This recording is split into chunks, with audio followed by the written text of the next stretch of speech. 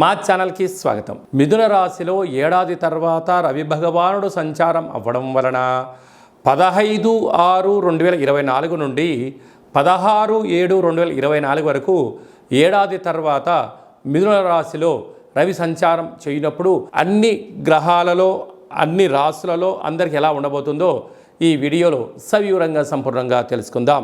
వృశ్చిక రాశి వారికి ఏడాది తర్వాత రవి భగవానుడు మిథున రాశిలో అష్టమ స్థానంలో సంచారం చేయడం జరుగుతుంది. ఒకవైపు అర్ధాష్టమ శని, ఒకవైపు అష్టమంలో రవి సంచార స్థితి ఉన్నప్పుడు మీ జన్మ నక్షత్రం రోజున ఆదివారము, మంగళవారము, శనివారము, అష్టమి, పూర్ణిమ, అమావాస్య తిథుల యందున వివాదాలకు దూరంగా ఉండండి, మౌనంగా ఉండండి. దూర వాయు జల ప్రయాణాలకు కూడా వీలైనంత వరకు సవరించుకుంటే ఉత్తమోత్తమము. వీలునామాలు, డాక్యుమెంట్లు, చెక్కులు ఇచ్చిపుచ్చుకునే వ్యవహారాలు అనేక మంది మిమ్మల్ని ముందు పెట్టి వాళ్ళు వెనక ఉంటూ ఉంటారు. విజయం కలిగితే మా వైపోయిందని, అపజయం కలిగితే మీ వైపోయిందని చెప్పి ఆ డబ్బులు మీరు కట్టండి అని చెప్పి రాబోయే కాలంలో మిమ్మల్ని మీ యొక్క ప్రతిష్ట గౌరవాలను ఇబ్బంది పెట్టడం, స్థిర చరాస్తులు పోగొట్టుకునే పరిస్థితి ఉంటుంది. ఆ తదనంతరం మీరు ఏకో నారాయణ అయ్యే పరిస్థితి ఉంటుంది. కనుక వీలైనంత వరకు మౌనంగా ఉండండి. ఏకాంతంగా మీ మనసు ఏదన్నా చెప్తే దాన్ని అవలంబించండి.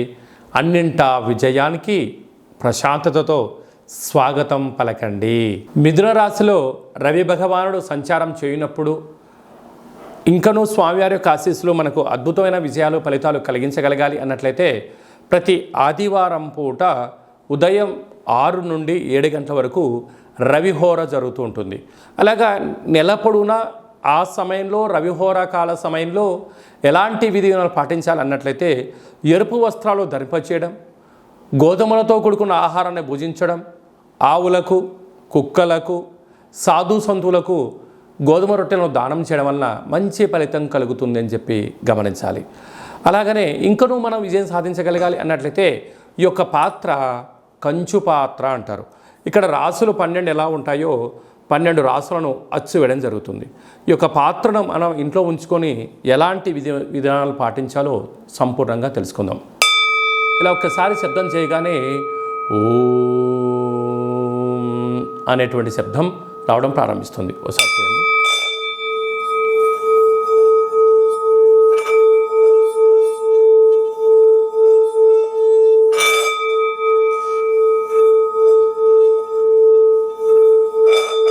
ఈ ఓంకార శబ్దం వలన మనిషి శరీరంలో ఉండబడినటువంటి షట్చక్రాలు వికసింపచేయడం, మనశ్శాంతి కలుగుతుంది. అలాగనే ప్రతిరోజు సూర్య నమస్కారం, సూర్య ఆసనాలు వేయడం వలన ఆయురారోగ్యాలు కలుగుతాయి. ఈ యొక్క పాత్రను ఇంట్లో ఉంచుకోవడం వలన సకల దుశ్శగ్రహాలు తొలగిపోయి అనారోగ్యం తొలగి ఆరోగ్యం కలిగి మనం అనుకుంటున్న అన్ని పనులలో విజయం సాధించడం జరుగుతుంది. అలాగా ఈ యొక్క కంచు పాత్ర అంటే అక్షయ పాత్ర, ఒక పిరమిడు, డాలరు, కంకణము మీకోసం ప్రత్యేకంగా ఆరోగ్యకారకుడైనటువంటి సూర్యుడితో కూడుకున్న కాళభైరవ హోమాన్ని చేయించడం, మీ పేరుపైన సౌభాగ్య ముడుపును కట్టడం, కూష్మాండ దీపాన్ని ఏర్పాటు చేయడం, అలాగే కాళభైరవ హోమము మీకోసం ప్రత్యేకంగా చేయించి వాట్సాప్ కాల్ ద్వారా ప్రత్యక్ష ప్రసారంగా చూపించి ఈ యొక్క ప్రసాదాన్ని మీకు అందజేయడం జరుగుతుంది. అలాగా ఉదయం ఒక 12 సార్లు, సాయంత్రం ఒక 12 సార్లు ఈ యొక్క అక్షయ పాత్రను సేవ చేయడం వలన గృహంలో లక్ష్మీదేవి గళ్ళు గళ్ళు మనడం, నరదృష్టి, శత్రు ప్రభావాలు, అలాగే తంత్ర ప్రయోగాలు, తాంత్రిక ప్రయోగాలు, దోషాలు తొలగిపోతాయని చెప్పి గమనించాలి. అలాగనే విద్యార్థులకు విద్యాకర్షణ, ఉద్యోగస్తులకు ఉద్యోగం ఆకర్షణ, వివాహం కాని వారికి వివాహం ఆకర్షణ అవ్వడము, వ్యాపారము, విదేశానము, కోర్టు సమస్యలు, తంత్ర ప్రయోగాలు, తాంత్రిక ప్రయోగాలు దోషం తొలగిపోవడము, గృహాలు, భూములు, క్రయ విక్రయాలు యోగదాయకం అని చెప్పి గమనించగలగాలి. మనమందరము కూడా కాళభైరవ స్వామిని స్మరణ చేద్దాం, అక్షయ పాత్ర ఇంట్లో ఉంచుకుందాం, ఐశ్వర్యానికి స్వాగతం పలుకుతాం. అలాగనే మన వ్యక్తిగత జాతకం తెలుసుకోవాలనుకుంటున్నారా? మీ యొక్క పేరు, పుట్టినటువంటి తేదీ, నెల, సంవత్సరం, సమయం రాసి మీరు వాట్సాప్లో పంపించగలిగినట్లయితే పూర్తి 100 సంవత్సరముల జాతకాన్ని వ్రాసి పంపించి మీరు పుట్టినప్పుడు గ్రహ గమనాలు ఎలా ఉన్నాయి, ప్రస్తుతం ఎలా ఉంటున్నాయి, రాబోయే కాలంలో ఎలా ఉంటున్నాయో సవివరంగా సంపూర్ణంగా తెలియజేయడం జరుగుతుంది. అలాగే చాలామందికి పుట్టినటువంటి కాల సమయంలో డేటా ఆఫ్ బర్త్లు లేనటువంటి కారణం వలన మీ పేరు యొక్క మొదటి అక్షరాన్ని అనుసరిస్తూ రాశిని తెలియచేస్తూ అలాగనే కాళభైరవ ఉపాసన చేత భూత భవిష్యత్ వర్తమానాన్ని తెలియచేస్తూ గవళ ద్వారా జ్యోతిష్యం చెప్పబడడం జరుగుతుంది. మన యొక్క దేవాలయంలో డేటా ఆఫ్ బర్త్లు లేనటువంటి వారికి, ఉండబడినటువంటి వారికి జ్యోతిష్యం చెప్పించుకున్నటువంటి వారికి మన యొక్క దేవాలయంలో అష్టమి, పూర్ణిమ, బహుళాష్టమి, అమావాస్య సందర్భంగా కాళభైరవ హోమం చేయడం జరుగుతుంది. అప్పుడు మీకు మీ గోత్రనామాల పైన స్వామివారికి అర్చన, కూష్మాండ దీపము, కాళభైరవ హోమం చేయించి మీకు వీడియో కాల్ ప్రత్యక్ష ప్రసారంగా చూపించడం జరుగుతుంది. కనుక మనమందరము కూడా కాళభైరవ స్వామిని స్మరిద్దాం, ధ్యానిద్దాం, కష్టాలకు స్వస్తి పలుకుదాం, సంచిత కర్మ, ప్రారబ్ధ కర్మ, ఆగమిక కర్మలను నివారించుకుందామని చెప్పి గమనించాలి. అలాగనే మీ అబ్బాయి కానీ అమ్మాయి కానీ పుట్టినట్టయితే వారి యొక్క ఆ రోజు, ఆ తిథి, వారము, నక్షత్ర ప్రకారంగా ఎలాంటి జన్మనామం పెట్టుకోవాలో తెలియజేయడం జరుగుతుంది.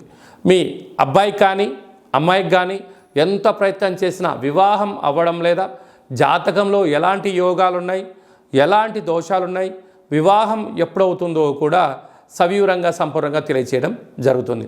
అలాగనే వచ్చినటువంటి వధువు కానీ వరుడు యొక్క వీరిద్దరి యొక్క జాతక కలిపిన తర్వాత పాదాలు, గణాలు, గుణాలు, జీవన విధానము, సంతాన పరిస్థితి, విదేశీయానము, ధనయోగము, భూయోగము, ప్రభుత్వ ఉద్యోగ యోగాలు ఎలా ఉంటున్నాయో కూడా వారిద్దరిని వివాహబద్ధం తదనంతరం ఎలా ఉండబోతుందో కూడా తెలియజేయడం జరుగుతుంది. మీ యొక్క అబ్బాయి కానీ అమ్మాయికి కానీ వివాహమైన తదనంతరము ఇద్దరు తరచుగా భేదాభిప్రాయాలుగా పడుతున్నారా, గొడవలు పడుతున్నారా, చిన్న చిన్న భేదాభిప్రాయాల చేత ఎవరు చెప్పినా వినట్లేదా, అలాగా భార్యాభర్తలు తరచుగా అరుచుకోవడం కానీ, మనస్పర్ధలు రావడం కానీ, ఎవరికి వారే యమునా తీరే అన్నట్టుగా ఎవరి పుట్టింట్లో వాళ్ళు ఉంటున్నారా, ఎందుకు ఈ సమస్య వస్తుంది, వివాహ తదనంతరము కొంతకాలం తర్వాత ఎందుకు అభిప్రాయ భేదాలు వస్తున్నాయి, వీరి యొక్క పేరులో కానీ జాతకంలో కానీ గ్రహ గమనాల్లో కానీ ఎలాంటి ఇబ్బందులు ఉన్నాయో తెలుసుకొని చిన్న చిన్న చేర్పులు మార్పుల ద్వారా ఆ భార్యాభర్తలు ఇద్దరూ పార్వతీ పరమేశ్వరులు ఎలా కలిసి ఉంటారో, లక్ష్మీ సమేత వెంకటేశ్వర స్వామివారు ఎంత అన్యోన్యంగా ఉంటారో, బ్రహ్మ సమేత మహాసరస్వతి అమ్మవారు ఎలా ఉంటారో వీరిద్దరూ అలా ఉండేటువంటి ఆధ్యాత్మిక సలహాలు సూచనలు ఇవ్వడం జరుగుతుందని చెప్పి గమనించాలి. అలాగనే మీ యొక్క విద్యార్థులు ఎలాంటి చదువు చదువుకోవాలి, ఎలాంటి వృత్తుల్లోకి వెళ్ళాలి, ఎలాంటి వ్యాపారాలు చేయాలి, వీరికి వ్యాపారం అనుకూలంగా ఉంటుందా లేదా, ఎలాంటి ఉద్యోగం చేయాలి అనేటువంటిది కూడా జాతకంలో సవివరంగా సంపూర్ణంగా కూడా తెలియజేయడం జరుగుతుంది. అలాగనే మనము నూతనంగా వాహనాలు కొనుగోలు చేస్తూ ఉంటాం. బైకులు కానీ కార్లు కానీ వేరే పరిస్థితుల ప్రభావంతో మనము మార్చుకోవడం కానీ జరుగుతూ ఉంటుంది. మన యొక్క జాతకరీత్యా ఎలాంటి రంగు ఎలాంటి నెంబరు కూడా తెలియచేయడం జరుగుతుంటుంది. కనుక మంచి వాహనాలను కొనుగోలు చేసుకుందాం, మంచి లక్కీ నెంబర్లను సంపాదిద్దాం, వాహన యోగాన్ని కలిగి ఉందామని చెప్పి తెలుసుకుందాం. అలాగనే చాలామందికి మీ యొక్క జాతకంలో ఏం జరుగుతుంది, జాతకాన్ని నేర్చుకుంటే ఎలా ఉంటుంది, కాళభైరవ ఉపాసన ఎలా చేయాలి, అష్టమి రోజు ఎలాంటి కూష్మాండ దీపాన్ని పెట్టాలి, కాళభైరవ స్వామివారి యొక్క ఆశీస్సులు ఎలా పొందాలి అనుకుంటున్న వారందరికీ కూడా మన యొక్క దేవాలయంలో కాళభైరవ మంత్ర ఉపదేశం చేయడం జరుగుతుంది. కనుక మనమందరం కూడా కలియుగ కాలంలో నామ ఇతి మంత్రియతః అంటే నామాన్ని స్మరించడం వలన, కాళభైరవ స్వామివారి స్మరణ చేయడం వలన అష్ట కష్టాలు తొలగి అష్ట ఐశ్వర్య ప్రాప్తి కలుగుతుందని చెప్పి గమనించాలి. కనుక మనమందరము కూడా వీలైనంత వరకు కాళభైరవ స్వామిని స్మరణ చేద్దాం, దీపం పెట్టుకుందాం, సౌభాగ్యముడు కట్టుకుందాం, మనిషి యొక్క జీవితంలో అద్భుతమైన ఐశ్వర్యాన్ని పొందుదామని చెప్పి గమనించాలి. అందరికీ సూర్య భగవానుడి యొక్క ఆశీస్సులు ఉండాలని కోరుకుంటూ ఆశీర్వచనం. ఓం శతమానం భవతి శతాయు పురుష సతేంద్రియ ఆయుష్యేవేంద్రియే ప్రతితిష్టతి ధనం ధాన్యం బహుపుత్రలాభం శత సంవత్సరం దీర్ఘమాయు సర్వే జనా సుఖినో భవంతు. లోకా సమస్తా సుఖినో భవంతు. సర్వం సూర్యనారాయణార్పణమస్తు. ఈ వీడియో మీకు నచ్చినట్టయితే లైక్ చేయండి, షేర్ చేయండి, మా ఛానల్ని సబ్స్క్రైబ్ చేసుకోండి. మేము చేస్తున్న ఆధ్యాత్మిక వీడియోలు అందరికన్నా ముందు మీకు నోటిఫికేషన్ వచ్చి మీ యొక్క వ్యక్తిగత జాతక విషయాలు తెలుసుకోవాలన్నట్టయితే గంట సింబల్ ప్రెస్ చేయండి, పైన అలానే బటన్ను తెలియజేయండి. మీరు ఎవరి క్షేమాన్ని అయితే కోరుకుంటున్నారో లేక మీ క్షేమాన్ని ఎవరైతే కోరుకుంటున్నారో వారికి ఈ వీడియోను ఫార్వర్డ్ చేసి ధర్మాన్ని కాపాడి భగవంతుడి యొక్క ఆశీస్సులు పొందగలరు.